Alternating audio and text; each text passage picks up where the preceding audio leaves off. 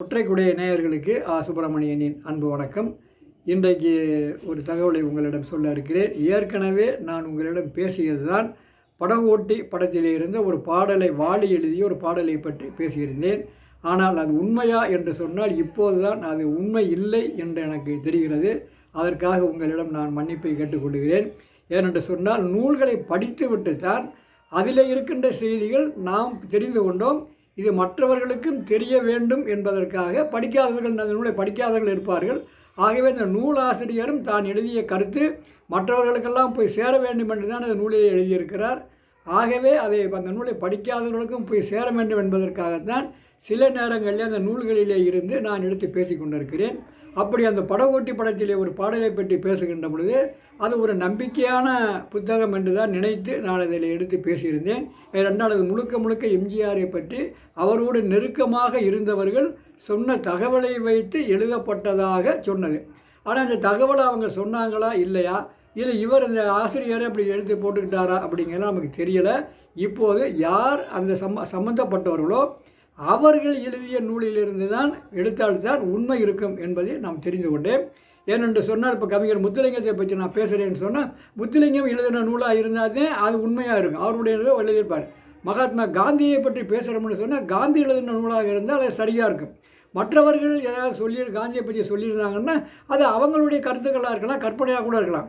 அண்ணாவை பற்றி பேசுகிறோம் என்று சொன்னால், கலைஞரை பற்றி பேசுகிறோம் என்று சொன்னால், எம்ஜிஆரை பற்றி பேசுகிறோம் என்று சொன்னால் அது அவர்கள் எழுதிய நூலாக இருந்து அல்லது நாம் நேரடியாக பார்த்த நிகழ்வாக இருந்தால் அது உண்மையாக இருக்கும். ஆனால் அப்படி ஒரு செய்தியை நான் இங்கே உண்மை அல்லாத செய்தியை சொல்லிவிட்டேன். அது எப்படி உண்மை அல்ல என்று தெரிகிறது என்று சொல்லுகின்ற பொழுது, ஏன்னா அப்போ சொல்லும் போது அது பொருத்தமாக இருந்தது. அதனால் அது பார்த்தேன். கவிஞர் வாலி எழுதிய அந்த நூலை படிக்கின்ற பொழுதுதான் அந்த செய்தி தவறு என்பதை நான் தெரிந்து கொண்டேன். அதை இப்போது உங்களிடம் பகிர்ந்து கொள்ளலாம் என்று நினைக்கிறேன். ஒரு பாட்டை அவர் ஏற்கனவே நிறைய பாடல்களை கவிஞர்கள்லாம் அந்த டைரியில் எழுதி வச்சுக்கிட்டே இருப்பாங்க. மனதுக்கு தோன்றும் போதெல்லாம் எழுதி வச்சுருப்பாங்க. சினிமாவுக்காக போகின்ற பொழுது கூட அங்கே உங்கள்கிட்ட பாடல் இருந்தால் சொல்லுங்கன்னா அந்த பாடலை எடுத்து என்கிட்ட இருக்குன்னு காமிப்பாங்க. அது சரியாக இருக்கான எழுதி வைத்த பாடலுக்கும் மெட்டமைப்பது உண்டு, மெட்டுக்கும் பாட்டு எழுதுவது உண்டு. பெரும்பாலான இசையமைப்பாளர்கள் எழுதி வைத்த பாடல்களை ஏற்றுக்கொள்ள மாட்டார்கள். ஏனென்றால் நான் மெட்டமைக்கிறேன், அதுக்கு தகுந்த மாதிரி நீ பாடல் எழுதுன்னு சொல்லுவாங்க. ஆக இவர் சில பேர் இல்லை நீங்கள் எழுதி வச்சுருந்தால் சொல்லுங்கள், அதுக்கான நான் மெட்டை போட்டுக்கிறேன்னு சொல்லுவாங்க. அப்படி இவர் ஏற்கனவே ஒரு பாடல்கள் டைரியில் எழுதி வச்சுருந்துருக்காரு. ஒருத்தர் அவரை கூட்டிகிட்டு போகிறாரு. ஏற்கனவே நம்ம நிறைய படங்களில் நடித்தார் வி. கோபாலகிருஷ்ணன், மிகச்சிறந்த நடிகர். அவர் திரைப்படங்கள்லேயே நடித்தார். திரைப்படங்கள் நடிக்கும் போது நாடகத்திலே நடிக்கிறது நிறுத்தலை, நாடகங்களே நடிச்சுக்கிட்டே இருந்தார். நிறைய படங்களில் அவர் நடிச்சுக்கிட்டு வருவார். எம்ஜிஆர் படங்களில் கூட நிறைய படங்களில் நடிச்சிருக்காரு, சிவாஜி படங்களில் நடிச்சிருக்காரு. தனியாகவும் அவர் நீர்க்குமிழி அந்த படங்களில் அந்த ஒரு வாலிபால் வீரராக அவர் வருவார், மருத்துவமனையில் இருக்கிற மாதிரி வருவார். ஒரு மிகச்சிறந்த நடிகர். அப்போ அவர் வாலிக்கு நிறைய உதவி பண்ணியிருக்காரு. அவர் தன்னுடைய பின்னாடி ஒரு ஸ்கூட்டரில் வாலியை கூப்பிட்டுட்டு ஒவ்வொரு இடமா போய் இவருக்கு வாய்ப்பு கொடுங்க, நல்லா கவிஞர் எழுதுவார் அப்படின்னா சொல்லிக்கிட்டே இருந்திருக்காரு.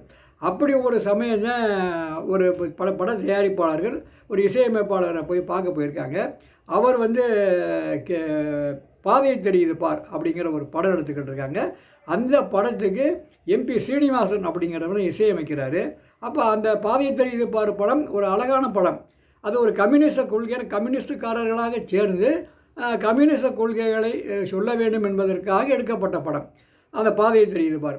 அதில் ஒரு பாட்டு கூட வரும், சின்ன சின்ன மூக்குத்தியாம் செவப்பு கல்லு மூக்குத்தியாம். இது ஒரு பிரபலமான பாடல். அதை கேசி அருணாசலம் என்பவர் கேசிஎஸ் அப்படிங்கிறவர் எழுதிப்பார்னு சொல்லுவாங்க. ஏன்னா அப்போ இந்த படத்தில் போய் ஒரு வாய்ப்பு கொடுங்க அப்படின்னு சொல்கிறாரு.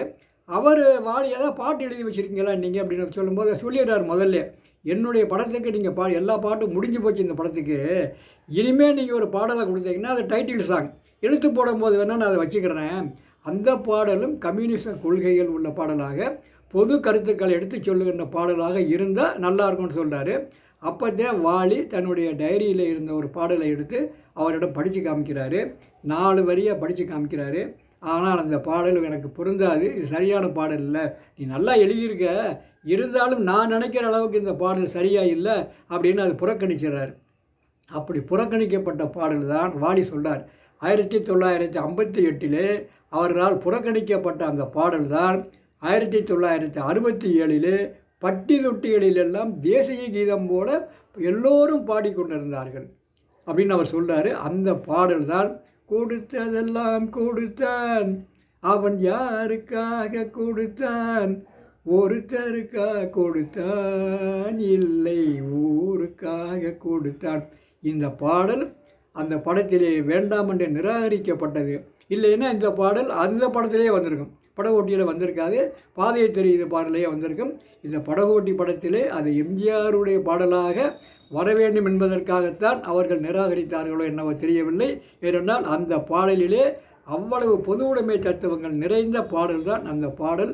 இதை வாலி அவர்கள் எழுதியிருக்கின்ற காரணத்தால் அது உண்மை என்பதை இப்போது உங்களுக்கு சொல்லுகிறேன். இதுதான் உண்மையான செய்தி என்பதை தெரிந்து கொள்வோம். நன்றி, வணக்கம்.